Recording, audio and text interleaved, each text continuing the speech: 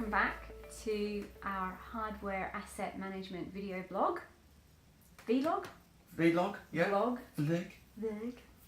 Vlog. So this month we are talking about the deployment process, which is very closely aligned to the purchase process, which was last month's blog, but we have split the two. And we split them for a good reason.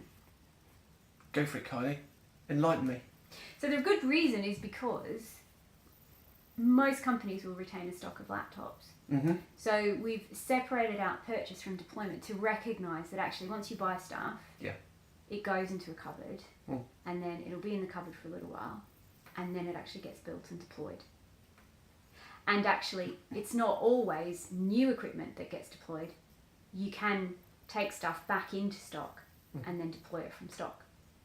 So that's why we separated them out. But and what a valid reason. Sounds good. Sounds good to me. So, what about the potential challenges in the hardware deployment process then? What are the challenges that you think we'd face? Well, it's not really an IT asset management process, is it? It's part of a broader ITSM process, which is really request fulfillment. No, shut up. Okay. Rory's not a big fan of request fulfillment as a process. No. He likes to split it out. It's a use case, but I'll say no more. So really the challenge with this one is making sure that the people who are deploying software assets, hardware assets, are actually updating the register, the asset register, to say that they've actually shifted it out and it's now deployed, so that you can then start comparing the discovered data that you should receive back for that asset with the asset status to say that it is deployed, and the two should hopefully be matching up. The problem is that in most organisations, engineers hate updating asset statuses, and so they're going to want you to just say, right, I can see it in the discovery tool, therefore it's been deployed. Yeah. Which, do you know what? If that works for you, I'm not saying don't do it, but I am saying it puts a big hole in your asset, in the accuracy of your asset register, because again, if something is in theory, it's in stock and it's sitting in a cupboard, it's very vulnerable to theft, and if you're not tracking that change of it's moved from stock and it's now being deployed to an end user, you're just waiting for the discovery data to come through that then tells you which end user is using it. It's a recipe for losing equipment. It really is. And also, of course, the other thing is discovery tools have their limitations around understanding who is using something, because they're always going on who's the last person who's logged in. So if the last person to log in was an administrator because it's just been built, you're not going to know probably for a month or so who's actually using that piece of equipment. And that is probably not a huge issue, but it could be an issue. So best practice is for the person deploying the hardware, to say, change the status from in stock to deployed, and then also update the CMDB to say they've deployed it to this specific end user, so that you know who is accountable for that asset, rather than relying on discovery data. Yeah. And I think that's equally, if not more important, for our good old mobile devices as well, then, of course, as well, because they're just so mobile. True, but on the other hand, the great thing about a mobile device is it has a phone number, and that phone number belongs to a person. Yeah.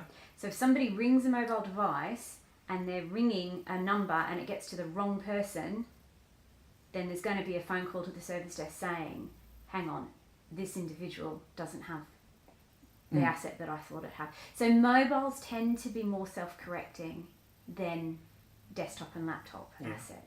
So I don't worry too much about tracking who's using which mobile, just because I know that my discovered data that I get from my telecoms operator is going to be relatively accurate. Because if it wasn't accurate, there'd be a phone call to the service desk saying, there's a problem, I can't ring somebody.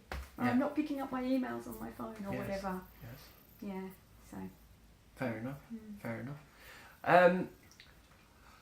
So I think again, as we've covered off the challenges, we've talked about the best practices as we did last month, which is great. Any sort of gotchas potentially around this? Because I've heard of a couple that certainly when it comes to waiting for devices to come on to the IT estate for picking up and discovery, there have been certain providers who've, shall we say, reused MAC addresses and stuff like right, that. yeah. So if you're looking for your MAC address to be your primary key to identify devices, just have a plan B or have a means of checking or altering. I'd say that's probably an exception rather than the rule, but it certainly happens. Yeah, and actually serial numbers can be duplicated as well. So this is where actually an interesting discussion around asset tags could happen, because best practice of asset tags is an interesting one, and I think there's a couple of points that we bring out in the book, and that is, first of all, asset tags should be fairly simple, alphanumeric. You don't want to try and cram a load of information into them, because your discovery tool will tell you whether something's a laptop or whether something's a server or whatever. So just a simple alphanumeric number. Always have a barcode or a QR code on them so that you can scan them if you ever need to do a physical audit. And actually, for me, most important is make sure that the asset name, so the network name of the asset, includes the asset tag. Yeah. And that way you can match the physical device with the network object much more straightforward. It's much easier to do that. So that, for me, is the single best thing about asset tags, is to have the network name and the asset tag matching. Yeah. I remember a particular time I had to do a sort of a hardware discovery exercise in a certain London university. And tell me which one. I can't. No. NDAs, mate. Sorry, NDAs. So what we ended up doing, just for speed and convenience, we'd take a photo of the door. Yeah. And then we took a photo of the barcode on the device. Right. And we went right round the rooms, and then we took another photo of the door when we were leaving. And we just did that, and we went right round, and it was so much quicker than typing stuff into Excel. We flew around the building by comparison. Right. So it was... That's interesting. But you were still taking photos of the asset tag, though. Yeah. So you still had to match the photos up. See, what you can do is you can buy, it's 20 quid online from Amazon or wherever. Probably shouldn't be saying from Amazon, should I? And other good retailers, yes. And other good retailers. Just a scanner. And you know what, just go boom, boom, boom, and it goes into an Excel spreadsheet. Yeah. And it's all there. And do you know what, the company that I worked that had hardware asset management down to a T actually had in some of their offices QR codes or tags for desks. So they would tag the asset tag, then they would scan the desk. Yes. So you knew exactly where that piece of equipment was. But you know what? No, seriously, don't bother. Actually, I wonder, we talked about 20 quid from Amazon. It wouldn't surprise me, actually, if there's an app for that. There should be an app for that. So, look it up, kids. Yeah. There's an app for that. Yeah. Right, well, have we anything else? Have you anything else to add on this throbbing process? No? Are we good? I think we're good. I think we're good. All right, then. And remember, there's an app for that. There is.